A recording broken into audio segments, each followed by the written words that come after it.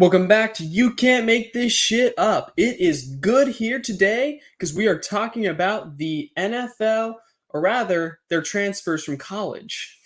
David, what do we got? Okay, so it was an Orange Bowl disappointment. Oh, Florida, yeah. Florida State Seminoles, the football team, depleted.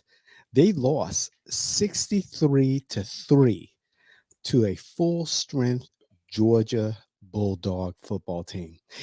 College football faces an opt out dilemma with transfer portal clashing with the bowl games. Expansion to a 12-team playoff system may help. It may help. However, it will not eliminate this issue. Let's go. Let's go, Calvin. Yeah. So, It's kind of a health thing, right? Because a bunch of these people, they're going to go on to the big leagues. A bunch of these FSU players, they're going to go to the NFL. They don't want to go to the NFL if they don't want to go to the bowl game if they believe they're going to be injured because that costs them potentially, not potentially their whole career, potentially millions of dollars. You never know quite how much. a big payday. It's yeah, it's and that's the most common reason. And so when you present them the option on December 4th to, do the transfer, then they will take that over one last game every time because they're not fiscally stupid. It's And I think it's a mistake to allow them to transfer over before the season is even over. I think that's ridiculous. and before I start, I want to say go dogs, UW Huskies.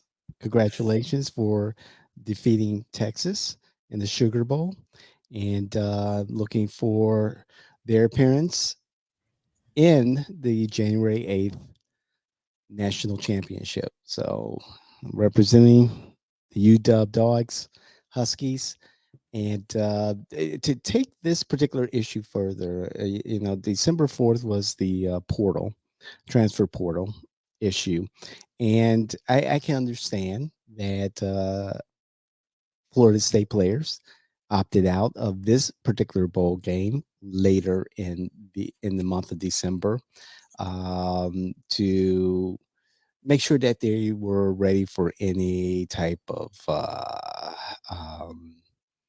opportunity to go into the pros. I, I believe part of the bigger issue, which again plays into the whole bowl issues that we've heard lately, the controversy of Florida State not making it in the top four teams to play for the national championship. I believe that had played into a decision of a good number of Seminole players deciding to opt out because they weren't on that national stage like they could have been, or the opportunity to be on that national stage like that as they wanted, as they believed they should have been. Um, with all the political bluster here in Florida about investigating the bowl playoff system, lawsuits, and things like And that. then this happens. And whether or not this is related, that that is like this is the worst PR strategy in the history of PR strategies possibly ever. And believe me, I know PR strategies.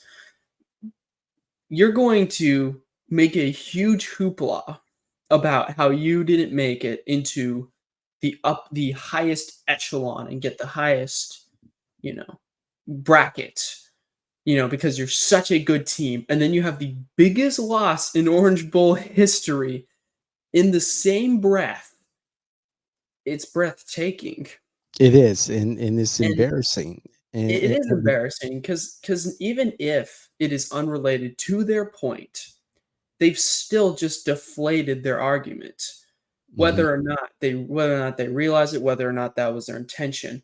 Anybody who goes after anytime they are going any of these lawsuits, anytime anybody from the school or the Florida government continues making their show about the fact that they didn't make the playoffs. Every single time they say that, somebody's going to say, "What about your 63-3 loss?" And it's just, what are we doing, people? What are we doing? Very good point. Please, And if you want to the establish your prestige as this team that should have made the playoffs, as this incredible team, even if it just ends up being to look out for next season, put some effort into it, guys. Like you can't just it comes across as entitlement now. I I tend to agree with that. And to my friends in South Carolina that I recently met in December, who had a conversation about this bowl system, playoff system. Um, this is about money, and Oh yeah. and I strongly believe the decision to Oh yeah. have these four teams: Michigan, Washington, Alabama, and Texas in the top four playoff teams was about money, and it was Yeah, about getting the most favorable terms for the playoff system, absolutely. getting the four teams that would create the type of excitement, the type of revenue for the NCAA is partners, is marketing partners, is business partners, is television, radio partners, is internet partners, all that stuff. It's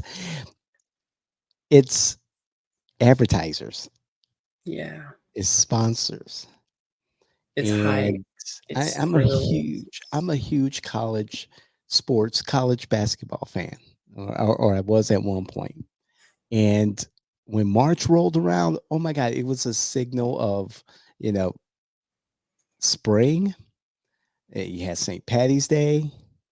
It was March Madness, and the tournament game started. And then they started expanding it for the opt-in games and things like that. And it's just like, huh? And then some of the matchups were questionable. And then it's like, David, relax. It was entertaining. It was incredible watching, you know, these teams come together and determine who was the best in the nation.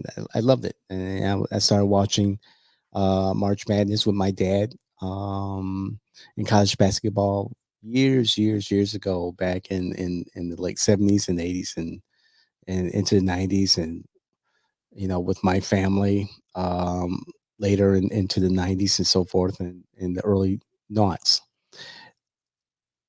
And it was fun. It was exciting. And now it's become more of a business. And this is what it's come to, with the recent court decision allowing players to monetize their images, their student athlete abilities. It's all about money now. Mhm. And I get it. I understand it. I show up for the last maybe 10 minutes of a college football game, because that's where it seems like most of these games are decided. And I understand, it's about money now. And players are capitalizing, teams are capitalizing, schools are capitalizing, and it goes Yeah. up and down the food chain. And it always has been about money. Like you said, schools. It's great advertising for the schools. Come be a part of our school. You get to be a fan of an amazing team. Or, hey, you're an athlete. You come to our school, you can make our team even better. Why do you think places like UF spend like how millions upon millions of dollars into a football compound with private jacuzzis? Because they want the best players, because they figured out how much is worth. My school, UCF, literally bragged about not spending an inexorbitant amount of money on a football compound, that they simply expanded one that existed for a lower cost, because they're Right. like, my school actually went out of the way to brag that they were not investing in football. That's how normalized it's become. And it has always been about money. It's always been about those TV ads. It's always been, trying to get the most viewership possible. It's always been, what's sold in the stands, what it brings to the institutions, but how you frame your monetizing is what will determine the success of it. There's a difference between making a living and selling out. There's no difference, but there is a perceived difference. It's about how you sell yourself. And what I see now is that now the because back in the day, the monetization was the quieter part. Obviously, ticket sales, ads, you have to deal with it. But now money is flamboyant Hmm. in sports. I It's like that. UF coming out here bragging about a $50 million football complex instead of fixing their terrible roads and their terrible AC and their terrible a lot of things. It's now football players who are heavily involved on social media, making sure they drive a sports car with a seat that is made of money. It's all about, it's about their strikes, whether warranted or not. Not going to debate that, but constantly dominating the media every time it happens. All of these things, the loudest conversation is about money. Hmm. And while yeah, competition has never been fully fair. They have always sought entertainment value. And part of entertainment value is not burning one sector of fans. You want both to have gotten something out of the experience, both the winning and losing. And that's why the four teams were picked the way they were. Except now, when all they do is when now every what all that colleges do talk about how much money they pour into their program. All athletes do is brag about how much they make. All TVs do is try to make everything bigger, more huger. We need everything bigly. Hmm. It begins Bigger even if back in productions. yeah, it is. This has always been the case, but now under this new context, the meaning of it has sort of changed for a lot of people because now people are saying, "Wait a minute, is this like staged?" Hmm. Kind of, but mostly not. Kind of, but mostly not. It's the same thing with wrestling. A lot of people will say wrestling is fake. Kind of, but not. Yes, but no. Pain is And, real. and getting that yes, but no is not the best image to have. It's a money making proposition. Always have been. The investments into stadiums and sports facilities, it all trickles down throughout the programs to other sports and things like that. There's Oh, benefits. The billions of dollars at risk here and television contracts and things like that. There is so much money. You have the consolidation of the different conferences to to broaden the exposure of many of these schools to larger markets. It's about money. And you yeah, know something? It's a good lesson in economics. It's a good lesson to learn in school. And now that the college football season is wrapping up, you've got the college basketball season that's in full gear right now. Go North Carolina Tar Heels. I love my Tar Heels. However, I've come to realize, these young people who are, or not so young people, I think the quarterback for Washington is what, 24, 25, 26. But, yeah, the sports careers are short, especially football. yeah, And if a player wants to capitalize on their athletic ability and monetize it, more power to them. absolutely. But that doesn't mean they can expect wholesale support from the broader viewership. Indeed. It requires tact. Monetizing requires tact. You can't just I mean, you could just merchandise everything. However, you can go overboard too, and people start raising their eyebrows and Mhm, say, mhm. "Am I watching you play or am I watching a merchandise promotion?"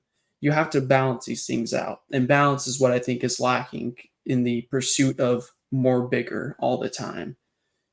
You got to have tact with what you're doing. If you're going to monetize, you're going to really go at this entertainment angle. You have to be personable with your audience. You have to, even though I don't ever encourage people to enter parasocial relationships from a strictly marketing perspective, it's good for whoever the sender is to Mm. have that sort of deal, to build a connection, even if you don't know these people. And if you don't, you can end up like FSU. As much as they do sort of have a point, they can't help but come across as entitled because of the way they go about it. Right. And I guess if there's a broader lesson to learn, it's that. Man, times have changed. How and they have. Now, Not that I would realistically have the biggest perspective, because the world has been crazy half my life. Half my life. I could talk about how things have changed since I started watching college sports, and you know it's just not the same. There's so much investment into these players, into these schools, into these contracts. Um, the bowl system, playoff system has to be corrected, and broadening the playoff system for more teams. I think will extend the season. Um, I don't know how they're going to do this. Um, Again, I like the outcome because my team is in the championship game. Uh, David's up. However, um, there are fans and there are players who are pretty upset here in Florida about how things turned out, and hopefully without the need for lawsuits. Remember, this is a private entity, people. The playoff system, bowl playoff system. Hopefully, the bowl playoff system will be able to resolve this without any litigation or anything like that, or address some of these concerns. But at the end of the day, it is about you know putting dollars into the pockets of the schools, the athletes, the advertisers, the sponsors, vendors, the networks. It just goes on and on. The conferences. It just goes on and on. This is the business of sport now. Yeah. And I think you should have business hitting that like button, subscribe, share. We want to grow our community. We don't talk about sports very often, but when we do, it's big. We Wait till generally. baseball season. Oh, you're not going to catch me talking about baseball. I have a whole life to live. Spending it here. With that, have a great day, and we are